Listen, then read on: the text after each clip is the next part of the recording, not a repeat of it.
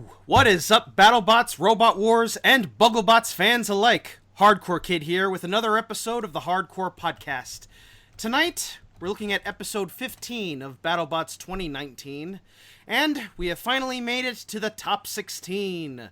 16 of the best robots face off to make it to the top 8, the top 4, and finally to the top 2 to crown the 4th BattleBots champion, or technically third, since Bite Force is a 2-time champ. Could it be a 3rd-time champ? Who knows? We'll have to find out. In the meantime, we're going to be looking at the round of 16, and joining me as always, he was one of the people who Naruto ran through Area 51, Otaku Nate. I went to Area 51 hoping finding some aliens, and all I got was this damn t-shirt and a bullet hole in my chest. Ha! Also joining us tonight, we have Jack Finney. Hey guys, great to be back once more.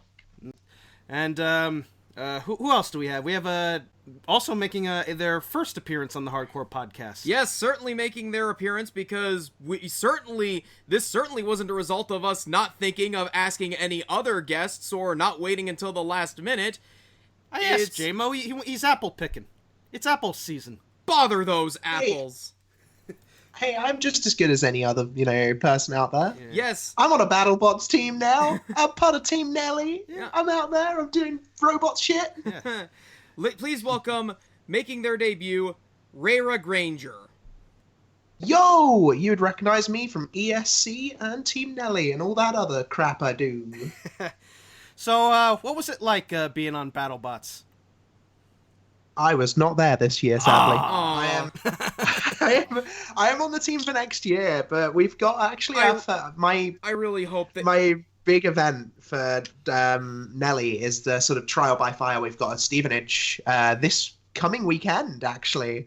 So heavyweights, robots live in Stevenage, and we've got Nelly ready to go, ready to bonk some UK robots and prove that we deserve to be back next year, and so I can have my paid for holiday to LA. That's all that BattleBots is, right? Yeah, pretty much. Yeah. Well, you know what they say, all good things in time. Exactly.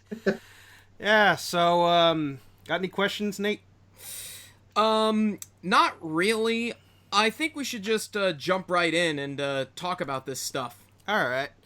Yep, so the top 16... Well, we're gonna have to, considering that we've got the fight card, but we don't exactly know what the order of the fights were. I kinda remember. Well, we have to start off with what is probably one of the better fights of this episode. The first fight that they aired on the Discovery that BattleBots posted on their page, SawBlaze versus Son of Whyachi. Yeah. Oh, brutal fight. Brutal fight. I'd say this is my pick for fight of the episode. And, Yeah, I could agree with that. It's a toss-up, because the 3 judges' decision fights were all... I feel that they represent my feelings about this season, but I'll talk to that when we get to rating the episode. yeah. Because when you're Son of Whyachi is it's a terrifying bot, and J-Mo, he's got a very solid machine. He's got the disc hammer on top to attack. That he doesn't Sal. like using. Yeah, well, it worked in this match. When you've got something as reliable as SawBlaze's previous weapon, like the hammer saw is cool and all, but you can't blame him for not wanting to use it for every fight. Well, apparently what he told us was that it gave them serious maneuverability issues, and it takes a long time to spin up, like over 12 seconds. Shit. No fucking shit. We've swapped from spinning this little flimsy piece of really sharp metal to actually spinning this, just big old chunk of sharp metal that we found. Yeah, it's given us a whole load of heckin' problems. Can't tell what the difference is. I think, because I think the reason is if he had gone with the saw, Sal would just bend the saw up. Yeah. And bend. Oh, he picked the right weapon for the fight. Definitely. Hell yeah. This was the saddest I've ever seen Sal in such a state since Worse than their fight against Swirly. Well, Swirly was Absolutely. their own occurring. They broke themselves, but yeah, J-Mo just completely dominated Sal, just pushing it into walls, into the hammers. J-Mo's become a real bully this season. Dude, he's built some of the most terrifying bots in the world. Like, Silent Spring just made it into the Combat Robot Hall of Fame, and SawBlaze... Deservedly fucking so. Absolutely. Silent Spring deserves that spot. I've gone through so many drums fighting that thing. Yeah, I was gonna say, I'm so glad that I fight UK Beetles. I don't have to fight that fucking thing. Although JMO has hinted he might go to BuggleBots next year, if there is a BuggleBots. Oh well, he'll be fighting my first spinner if he comes across with BuggleBots next year. I've got a spinner in the works, Beetle weights wise. So, I think I could take on Silent Spring. Bring it on, JMO. This is it. I'm calling you out. Book it, Sarah. So, yeah. So, and then, this was really dominated by SawBlaze. I honestly thought that Son of Whyachi would have this, considering SawBlaze's struggles against Tombstone. But he went with the right weapons. He got the good hits in and actually broke the cable links on Sao. And then Sao was just on fire at the end. Smoke everywhere. He hit them. I don't know what he hit, but... That right there is what? It looked like a lipo, surely. That thing went up. That lipo shot to me is our pick for the John Reed Good Hit of the night. Now, usually we save the John Reed Good Hit award for, the super big hits, but when you hit them in just the right area, that causes the bot to just go whoosh. I feel I've got another pick, but we haven't got to that fight yet, so I'm going to keep my mouth shut. Yeah. If I had to draw any type of comparison, I would compare this fight to Conor McGregor versus Khabib Nurmagomedov, because, coming in, you would think that Son of Whyachi was going to deal out some big damage no matter what SawBlaze did, but SawBlaze just completely smothered them like a blanket, just pressuring them constantly all the way through, almost phone boxing them, so, like having a fight in a phone booth almost, where it's just... close range constantly, not giving him any chance to let up and just grinding him into the dirt. And we can see how well that's worked out for Jameson Go so far, because god damn, SawBlaze has been an absolute nightmare for everyone this year. Yeah. That's got to have been a WrestleMania main event at some point, right? Like, I don't know, British Bulldog versus someone in an English phone booth. Well, would you Bulldog Bob Brown versus, oh god, who was it? Oh, Chief J Strongbow in a shark cage match. Oh god, yes, I remember that. That's a 6.25 star match right there. Yeah. So, Jack, do you have any comments? Well, I think I've pretty much said everything I can about the fight there, really, because it's just just Jameson absolutely smothering him, not letting him up. And it's just his use of tactics throughout this season. It's just been on point all the way. Yeah, JMO scares me as a future BattleBots. Hopefully future BattleBots competitor. Like, JMO scares me for the fact that, that wedge is evil. That saw is evil. Oh, yeah. That hammer blade is evil. When Farouk said that summarizes the 7 deadly sins in one robot, he was not fucking kidding. So SawBlaze is through to the top 8. He has to fight Witch Doctor next, which should be an interesting matchup. Well, I know who I'm calling that one for. Well, we'll see. We might get a surprise, or it might be unanimous, but we'll see what happens. So, SawBlaze gets the win, and I believe the second match was Death Roll versus Yeti, or was it Bite Force versus Uppercut? It was Bite Force versus Uppercut. It was Bite Force versus Uppercut. It was a Uppercut. Bite Force match. It was a Bite Force match, and all you have to know is Bite Force hit Uppercut, did a couple times, and Uppercut did the thing. Yep. That's your match right there.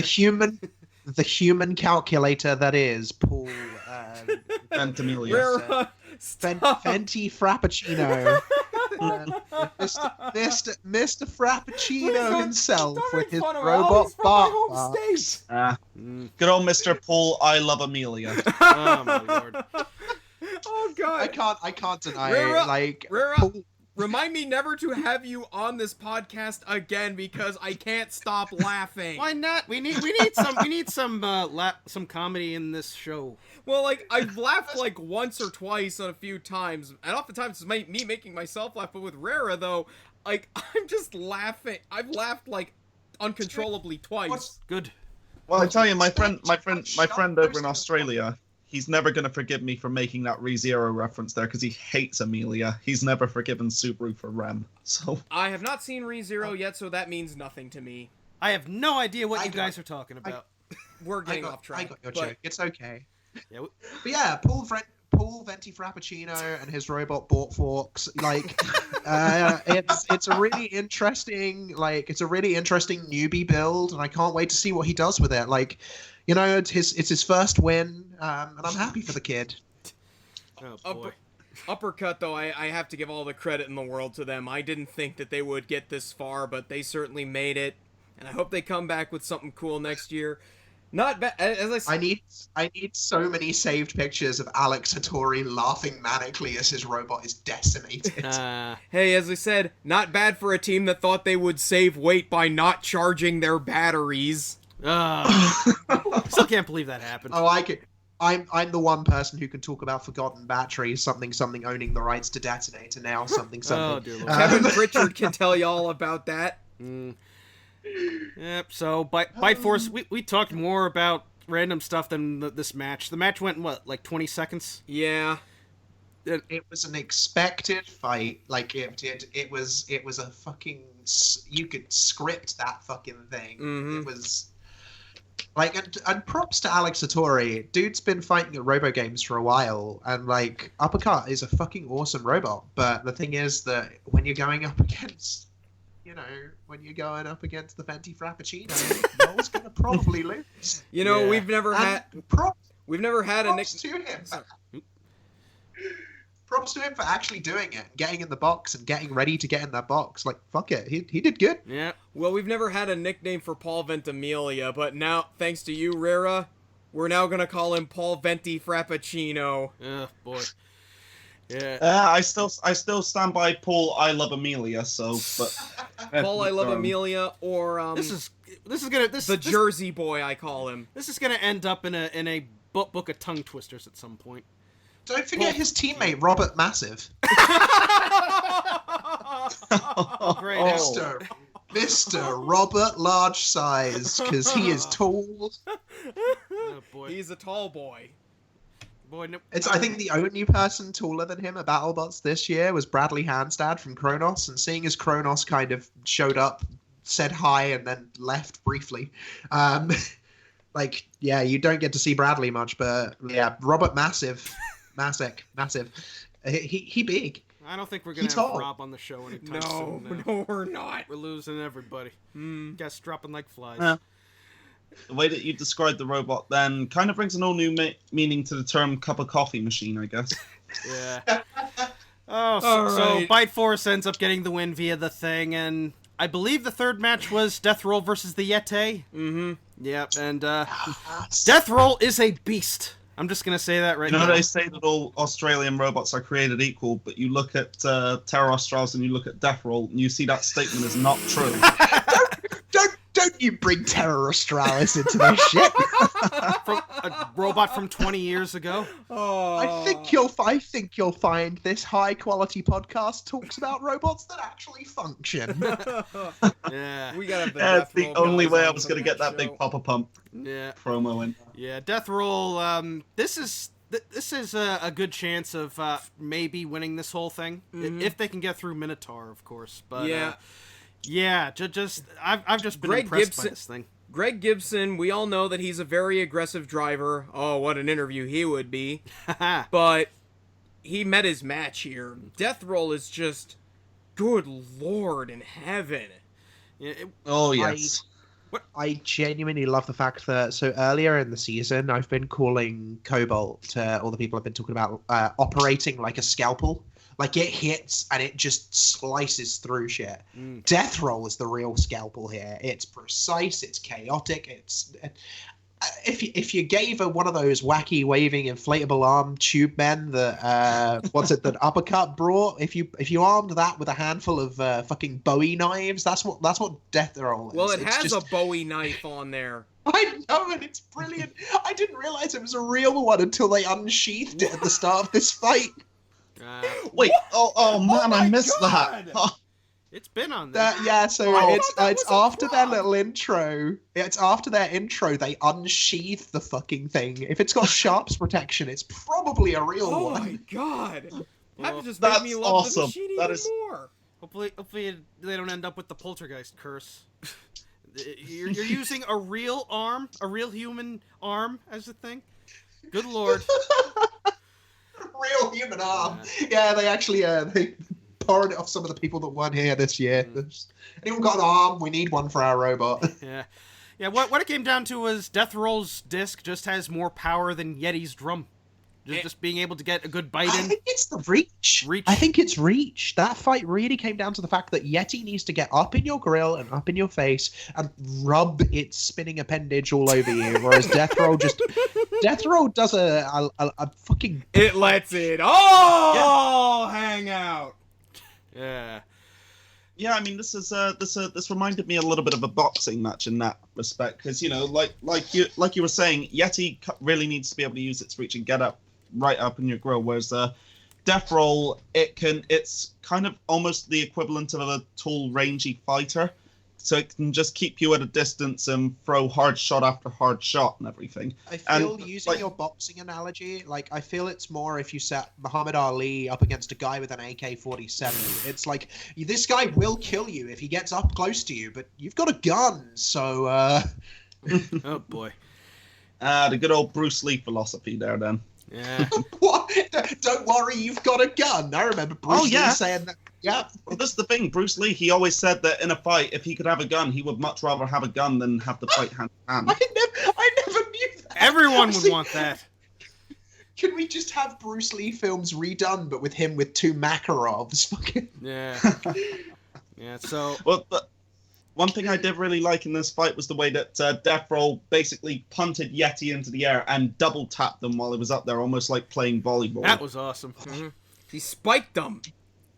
He started playing Keepy Uppy for all of the English listeners. Exactly. Looking at the seedings, though, the seedings really seem confuse me, because Death Roll he went 4-0, but was seeded 6th. I think it was because they were a relative newcomer. I guess. And we don't talk about that 2016 bot. And we don't talk about the joke robot. Although, and Son of Whyachi was ranked 10th, which is surprisingly low. Yeah, but it's not had the best season. It had some okayish matches, but I don't know. The selection committee very picky. I think that fight with Foxic is what made it 6th. Yeah. Don't you do my boy Foxtrot dirty like that. Oh dear. Foxtrot's my boy. Yeah. You're my boy, Foxic. Yeah. One thing's for sure, I definitely feel vindicated in my earlier season pick for Death Roll to possibly claim it all, because I'm really struggling to see who could convincingly stop them. I mean, even up against Bite Force, I think that's a toss-up at worst. Mm-hmm. Exactly. That's one of the few times where I've looked at a robot and, like you said, them versus Bite Force, you can't just do the usual, that's a Bite Force win. Genuinely, that's a scary thought. Yeah. I want that fight. Though. Mm-hmm. Yeah. I'm hoping that would be an acceptable final. I would be more than happy with that as a final next week. Oh yes. Yes. It's like Bite Force has a powerful weapon, but I forget who said it, but I think Death Roll has much more reach and has a much more powerful. Yeah, we've been motor. saying that. Several people have said that Death Roll's weapon has incredible reach. Yes. Death Roll's gone. I'm going to make a really nerdy reference. Death Roll's basically gone for the Turian philosophy of reach and flexibility. Because that thing can get bounced around a fucking arena like nobody's business, but equally, it's got to beat the shit out of you from arm's length. Tyrion 2000, I love that game. I never played it. Oh, I was talking more about my boy Garrus Vicarian and some Turian fucking combat science from Mass Effect. Yes. Good old blowing off steam in close quarters after the fight as well. There we go. Yeah, so does this unit have a soul? Is my Paul Ventimiglia. So Death Roll gets the win and moves on to the top 8, and I think the next... What the heck was the next match? I believe it was Quantum versus Tombstone. Hey, everybody! Hey, everybody! Have you ever wanted to see Razor versus Tombstone? No? Razor versus Hypnodisc. This is basically this that, fight. except on steroids. As we say on this show, we do not like one-hit KOs, and this fight shows why. Well, technically it was 2. I know, but we don't like fights Quantum that end like self-righted that. right into the blade. I do fucking love, like, Ray Billings' little childish glee when he wins makes me... Oh, I live for that. I live He's for that. such a The good little heel. evil childish glee. He is great. He is hands still one of the most entertaining guys in the sport today. Mm-hmm. Yeah, it's a shame about Quantum, but what could Quantum do to Tombstone? I was at the very least it would get around the sides or get to the sides where it could like at least crumple the frame, but yeah, like once it got on its back, forget about it. If Quantum had got the back, Quantum would have won. But Quantum was never gonna get the back. No. Yeah, Let's be very honest, Ray is a very good driver, and if he's showing someone his back, he's not doing it out of fear or out of failure to drive well, and Quantum was never going to get that. Yeah, I mean, with Tombstone, you've got pretty much one chance if you get any chance at all, and Ray offers absolutely no margin for error at this point because, he's just he's all but mastered the art of combat robotics at this point, and so you've got I'm sorry, I'm trying to find the right words here, but you get what I'm saying. Yeah. Ray Billings is a fucking evil genius, and I love it. He is an evil genius. Yeah. He's not even all that evil. He's actually lovely. We know. I had him cameo in one of my videos a while ago. Just No shit, really? Yeah, for my Lab Rats review when they did that Robot Wars episode. Oh, sweet. Yeah. It's one of the better episodes of a sitcom that tried to tackle robot combat. It's not on the same level as the Spaced episode, but it's pretty good. Yeah. Well, was it CSI that did one as well? Yeah, I don't like talking about it because it involves murdering people with BattleBots, and we don't roll with that. Yeah. I don't want to kill everybody. I raise all of my robots on Asimov's 4 laws. I even their gigantic, terrifying, googly eyes, like as much as those can kill a man from a distance. Mm-hmm. The thing is, I'm operating nothing but wedges personally at the moment, because I haven't finished my spinner. Wedge. Deadly wedge. Well, I don't know. One of them's a scoop. Would you call that a wedge? Well, if it lifts up, then No, Wedge it's scoop. just a scooped front. Yeah. So, But I mean, I've given you guys the credit you deserve with my current beetle weight, because of course wedges are a very American thing, of course. So of course my current beetle weight is George Wedgington and his Declaration of Windependence. I fought a ferryweight called George Wedgington at the Texas event, and and you blew it. Sweet. and I was winning, and I was trying to get him into the pit, but then I accidentally drove in. No, you pay him off. I pay him. Ironic, since I have a robot that is basically a little anti-B. It's got the scoop flipper on it and everything. Mm-hmm. Yeah. Dang it. The thing is, I'm doing this just to delay because I don't want to talk about the next fight. Because which one was? It makes me salty and cry. Which one was? Whiplash huge. This was a good fight. So, fun story. My pinned final, my predictions, since the 16 came out for sponsors, was Huge and Hydra in the final, Huge to win the nut. I genuinely could see, like, Huge beating Whiplash, because, again, weakish top armor, beating Bite Force, because weakish top armor, and then what's a flipper going to do against Huge? Exactly. We saw that Bronco fight.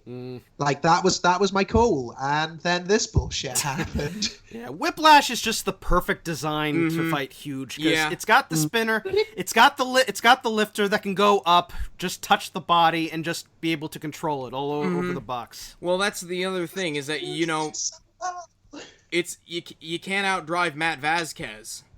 exactly. No. Unless you're a Bite Force, maybe. Maybe. But That's because Paul isn't human. He's the human calculator.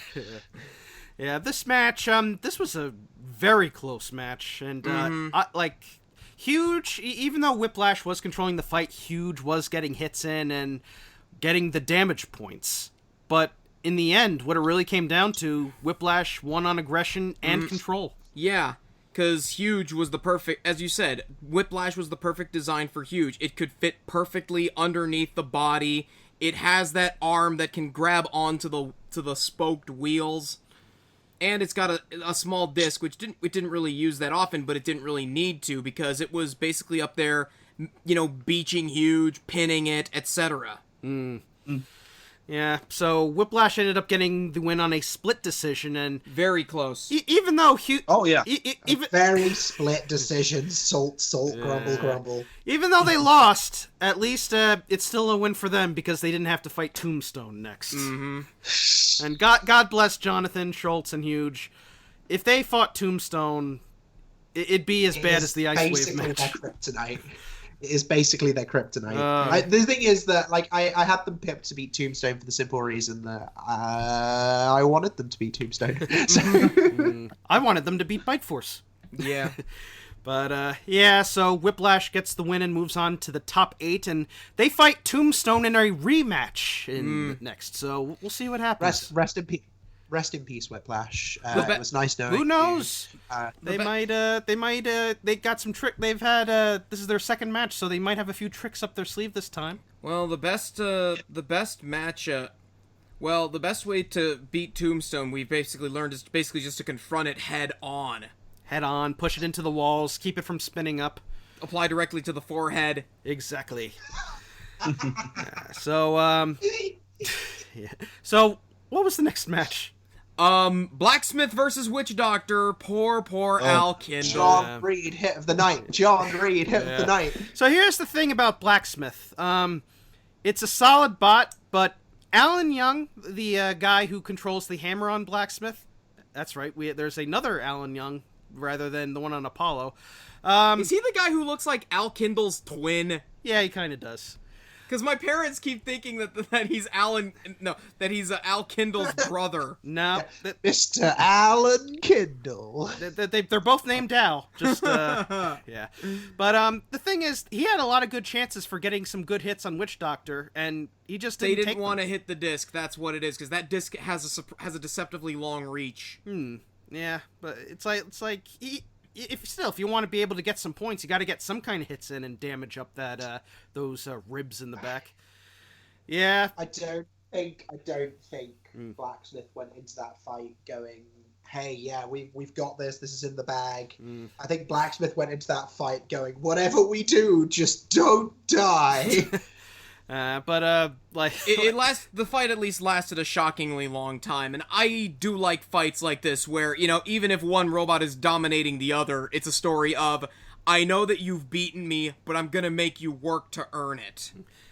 Oh, yeah. It's Al Kindle turning around and going, "That all you got?" That just summarizes Al's personality for me. I love it. Yeah, that was awesome. Spoiler alert, but he's in the running for the Shunt Posting Meme of the Series award. He's got about 10 different memes on him in just this one season alone.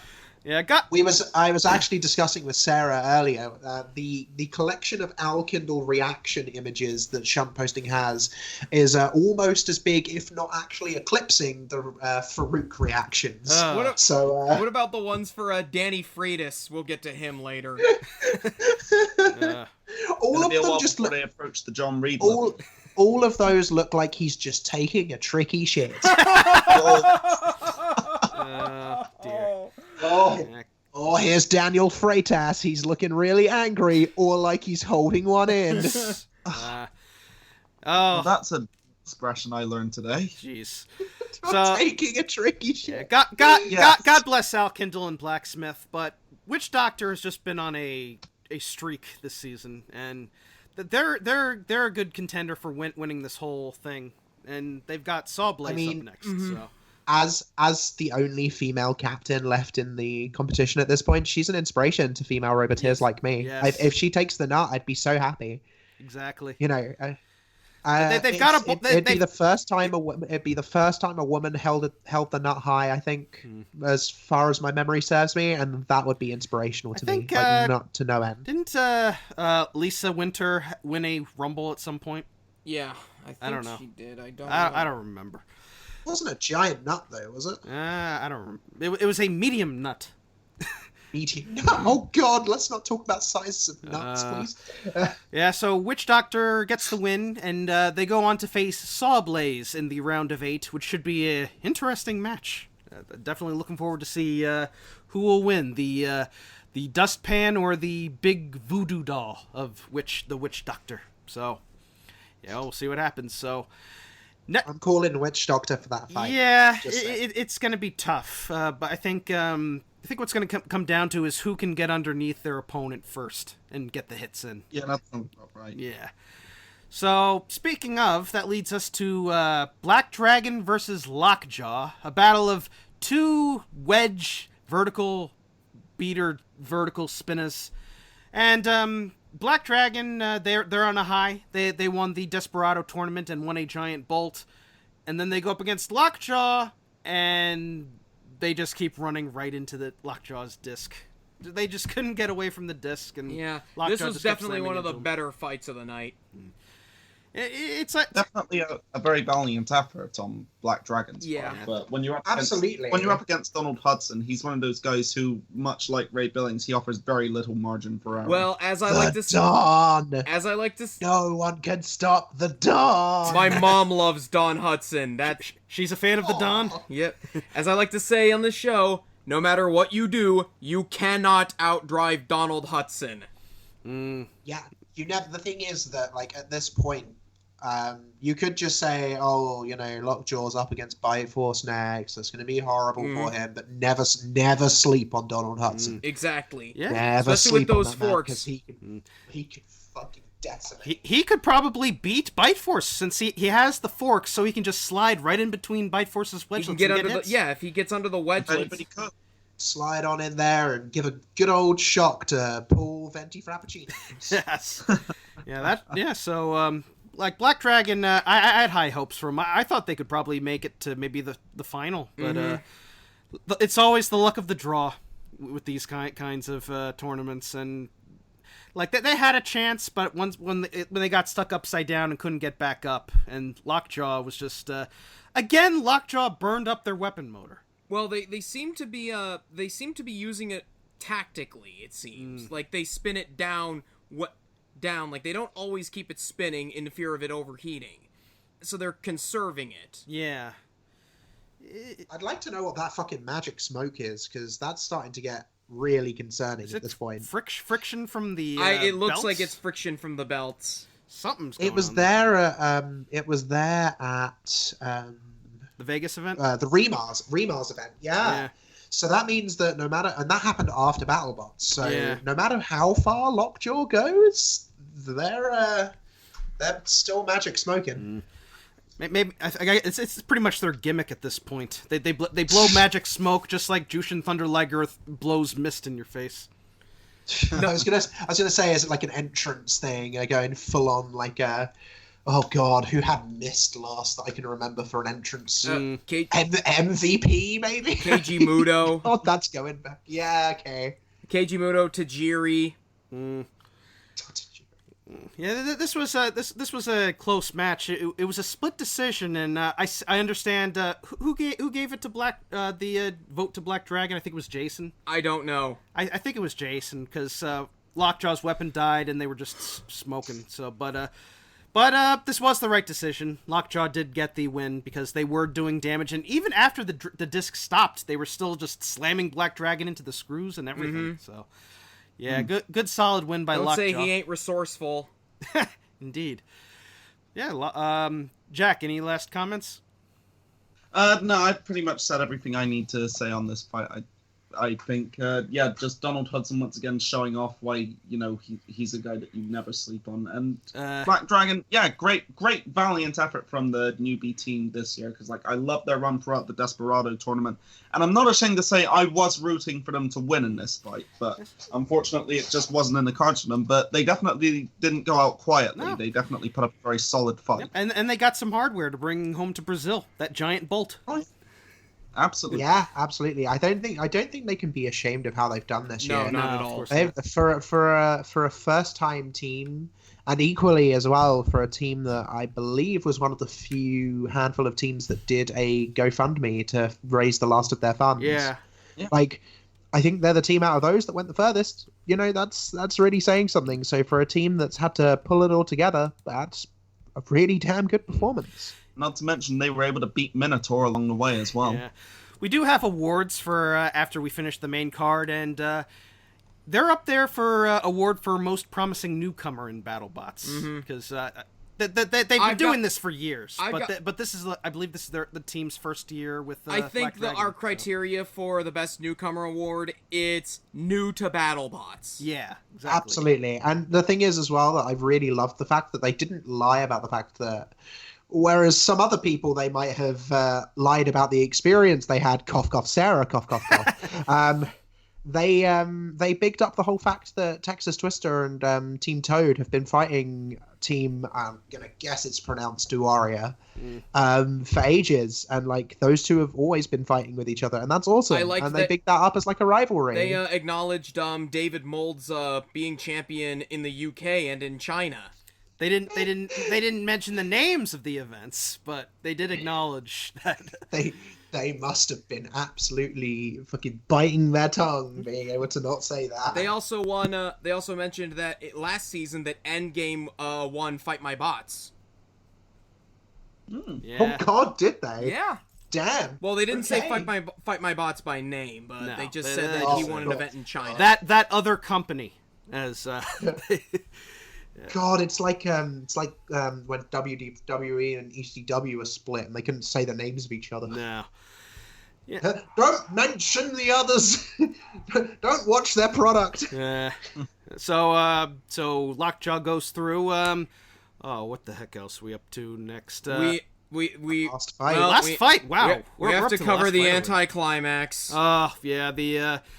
The final match of the night. Hydra is unstoppable. This should have been closer. I know. You hear that? Even the dog, even your dog's angry. She's barking right now. Yeah, in the word. Hydra cannot be stopped. Yeah, Hydra for the nut. Can I just say this? Well, I'll just review this fight in one word.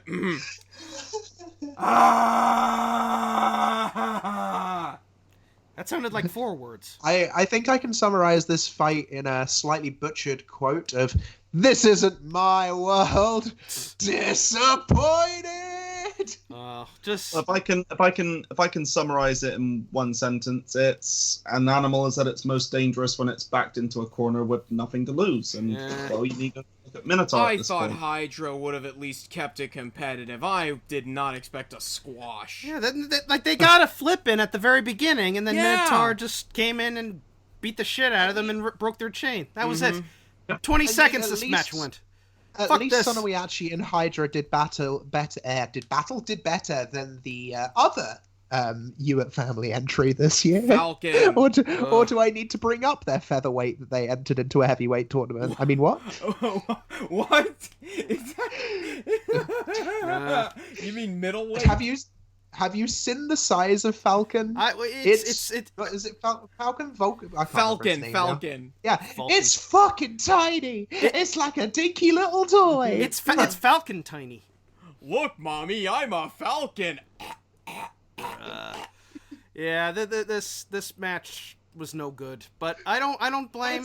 It's the forgotten triplet. So we've brought son of Whyachi, the elder child, who's really cool. We've brought Hydra, he's the middle child, everyone loves him, and then we brought the youngest. Don't look at him. He's the red-headed stepchild.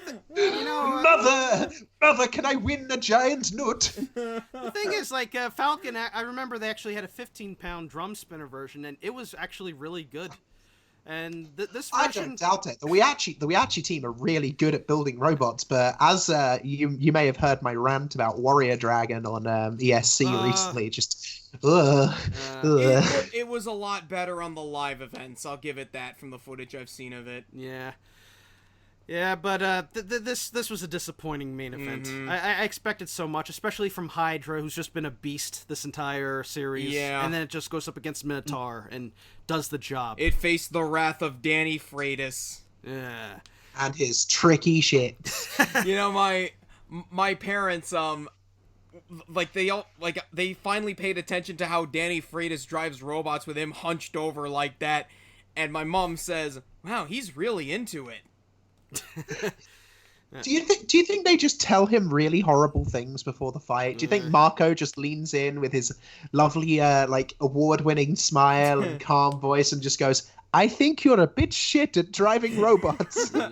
I think he just gets into it. Yeah, Like, you know, when you're playing doesn't hurt his like back when you're doing playing a video game like Doom or something, and you're just slaying hordes of enemies, and you just roar at the top of your lungs, "I am death incarnate!" I need Doom music over the Blacksmith Minotaur fight now from last year. Oh dear lord. Oh yeah. So, but like Minotaur, it's been an interesting run for Minotaur. I mean, they started out as 0-2. They entered the Desperado tournament and lost in the final. And now they some people squeaked their way into the top 16. A lot of people have complained that Minotaur got too many chances this season. I can't disagree with them, but you know, they fought enough. They did enough. I'm personally of the opinion that if you enter the Desperado tournament and lose, that should lock you out of the round of 16. I hope they do that next season. I don't know, because wouldn't that mess up like the rest of the cards going into the rest of the tournament? Because surely not, because there'd be still enough robots. I mean, you only saw Ragnarok once more. You didn't see Lucky ever again. You saw Shredderator once more. I don't think it would. I think they've got enough robots there that if you knock out all the losers, if you make that a stipulation for the Desperado, I wouldn't be upset at that. I think that'd be pretty cool if they turn around to you next year and just go, well, if you entered the Desperado, you're basically saying win or lose. Yeah, that's dangerous. Yeah, because the current stipulation for the Desperado, the current you don't want to do this because, is the fact that you've got to do all those fights in one day, and that is that's grim. Because repair time on heavyweights is big. Yeah, so, it's like the ultimate high risk, high reward feast or famine scenario, isn't it? Because I felt the same last year when Bombshell got into the Last Chance Rumble after it had been knocked out in the Desperado tournament. Yeah, aren't we all glad they didn't do a fucking Last Chance Rumble this year? Dear, I fucking am. With all that said, though, I would love to have them bring back like the end of series 8-way Rumble with like some of the undercard bots. That would be awesome. Yeah, there were... Nelly for Giant Nut. Exactly. Yeah, there were a few bots this season who didn't get all their 4 matches because Nelly only had like 2 televised fights. Yeah. I think it's been confirmed at this point that we did have another fight, but it was unaired. You'll have to see. I believe that's been confirmed. Most tragically, Mad Catter only got 1 televised fight. Oh, I love Mad Mason and his Hulk Hogan impression. We call him Big Boss Man. No, seriously, look at him and then look at the Big Boss Man. He's the Big Boss Man. Like Big Boss Man. He does. Shark Operian didn't get any televised fights. I think Ed said he did have a... I think it was a case where they showed up late. I thought Sharko wasn't there. Yeah, Sharko came late because he was at the China event, so they weren't able to. And got kicked out. Yeah. Oh, yeah, because I wasn't even aware that Shark Operian was at BattleBots this year. They did make a cameo in the So You Think You Want to Build a Bot or something. Yep, that they're gonna. Looks like season 5 is gonna be confirmed. So, Yeah. yeah, well, I That was fucking such- hope so, because we're halfway through such a fucking welcome. getting Nelly ready to go. So and I still don't have a heavyweight. do it. Build one. I'm working on it. It's not cheap making these bots. Hardcore podcast robot when? We're hoping to come to like BattleBots or something where we can hopefully entertain the crowd in between matches. Maybe do like a live hardcore podcast. We'll do. I mean, Like if we live like if podcast. we get accepted to BuggleBots, maybe we'll do like a little interview thing with some of the Roboteers there. Do a little trip. man. We want to do Like- I would love to organize a BattleBots trivia contest. But BuggleBots No, this year Robot. as well. BuggleBots was so good. I actually got to compete this year, so I have to stay quiet about like how the fights went and stuff like that. But I got drafted on as weapons operator for Splody Boy, which is like if Hypnodisc and Tombstone had a child. Oh When- boy. And Hey. holy damn. Hey, Reira. Holy damn. Hey, Reira. Yeah. Reira, when BuggleBots? Oh boy. When they're ready, let the fucking editors have their time. I know. Yeah, I know. Sub said he and Steven, that they were just about to go back to the closet to start recording the commentary for the series. Yeah, we drag him out of a hole every now and again that we have. It's the Southern Stephen hole. We let Anthony borrow Stephen every now and again, though, of course. So. Tom, where's Steven? He's in the hole. But yeah, let's get to the ratings. This has gone up. This has been as big a train wreck as the main event. Yeah, a lot of these matches, there were some good matches here and there. The big problem is that some of the matches had one-hit KOs, which does not improve the quality unless they're really good hits. And like Minotaur hit Hydra a couple times, and the chain fell out. Whoop-de-doo. Tombstone hit Quantum a couple The times. link fell out. Tombstone hit Quantum a couple times, and the wheels fell to pieces. Epic win. But, yeah, on a scale of 1 to 10, I'm going to give it a 7.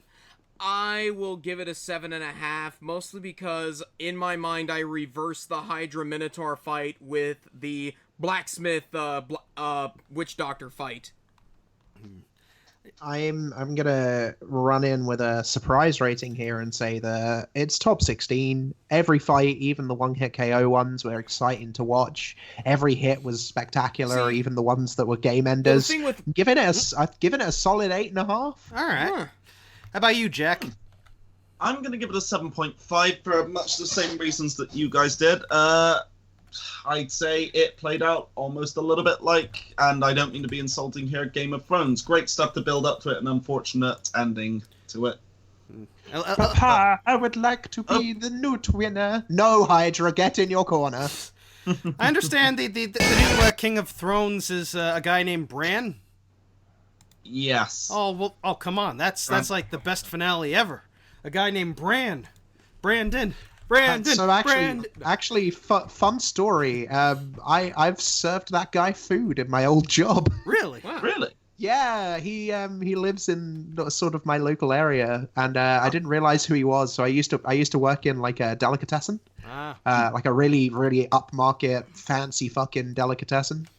Before I moved on to internet security that I do now, and he fucking wanders in, orders food, and sits in the corner reading a script. And I was like, hang on, I fucking know that guy. That's the Game of Thrones dude. Awesome. Nice. That's cool. Small world. Yeah, so that's going to do it for this episode of the Hardcore Podcast. In other Robot Combat news, the Norwalk Havoc event is this Saturday, September 28th. Mondo Bizarro will be competing. Tiny Huge will be there to defend his crown, and I want to get some revenge. I want to get some revenge since he took out my power link at the last event I was there. Nitro Hornet will be there. Ryan Beaver will be there. Amazing. He'll be there with a bot. There will be a few other teams. I believe Leanne from Valkyrie will be there with Foiled again. So quite and also I believe Charles Guan of Team Overhaul. He built one of waifu material, Charles Gordon. Speaking of, he when you win the Norwalk Havoc event, you get like a golden dumpster. And what Charles did was he took one of the dumpsters, painted it blue, and put wheels on it, and calls it "Your waifu is trash." I love it. I saw it and I love it. Oh, so I can't wait to see Guad that. is a top level troll, and I love He it. is the best. Yeah, so looking forward to that. They're all quality. So. So Rara. Can we call you Rara? Rah, fucking who's that? It's a My Little Pony character who's basically Lady Gaga ponified. Oh god. Yeah, I'm a brony. I'm not ashamed to admit it. You well, I'm ashamed. Well, in that case, I'm ashamed to associate myself with you. Do you have any? Hey, I mean, each to their own. Each to their own. Do you have any? I mean, Nate was the one who showed me the show years ago, and yeah, that was how I fell down that rabbit hole. So, do you have any shout-outs? Yeah, so I'll go with a quick few personal ones first. So robot news-wise, I've acquired recently the blessings of Dartford Grammar School for Girls, who you'll know who made Napalm and Detonator and Shadow of Napalm. I am now making their new robots, essentially. I asked for the permission to carry on Detonator and Napalm. And yeah, expect new robots from that line of Hopefully you can put an end to all the memes. No, I intend to make the memes live on another day. I'm not going to put batteries in them. So Napalm 3 is essentially just going to be a bunch of titanium with the weakest wheelchair motors of all time powering it. If I tell you that the current build involves MDF wood and the crappiest motors I could find. Oh no! No, actually, it's I'm building essentially a bodgebot detonator for RoboNerd next year. Other than that, ESC Podcast is great. You should go listen to it. And Team Nelly are awesome, and you should fucking go and sponsor them and support them because they're awesome. Then actual personal shout-outs. Sarah is fucking awesome for dragging me into robot combat, as is Gus. And hi to all the people in the shunt chat, because I've been annoying you fuckers about this podcast recording since I found out about an hour ago. Yeah. So, well, thank you for joining us. We needed guests, and so we asked them the I'm always podcast. free. My roboteering sanctum /podcast recording microphone setup are always free for a jump on and giving some roboteers some new nicknames. Well, Reira, we're hoping to have you on again because, good lord, you have been one of the most entertaining guests we have had this side of Ed Robinson. Yes. I like to do my best. I am an entertainer at the end of the day. So I'd say the Kim Davies quote, but I've said it enough. Yeah. Yep, so that covers it. Next week is going to be the final episode of BattleBots 2019. I'm hoping to bring out the big guns for that one. Yes, I'm going to try and get Ray Billings, since he is in the last episode, and I'm Greg Munson as guest. Oh, there we go. You know, it's funny. We're gonna ask him to put beetle weights, a beetle weight class in BattleBots. Well, no, have like a bonus segment for YouTube where they do like a big beetle weight rumble.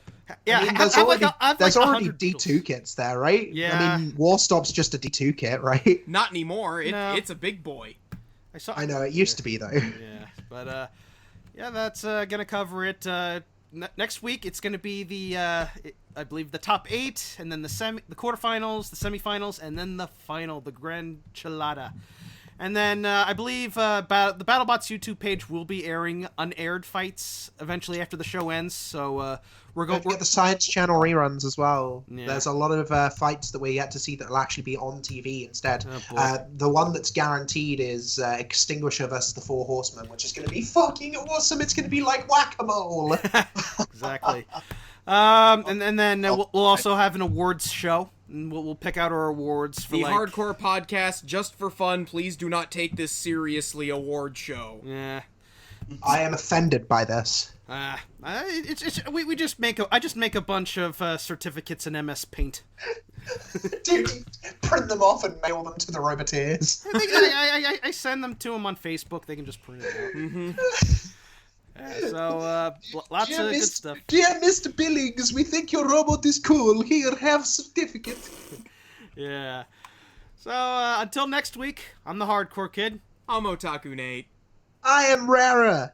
And I'm Jack Finney. Peace out, and it's robot fighting time! I'll show you! You'll see! It is time to fight robots!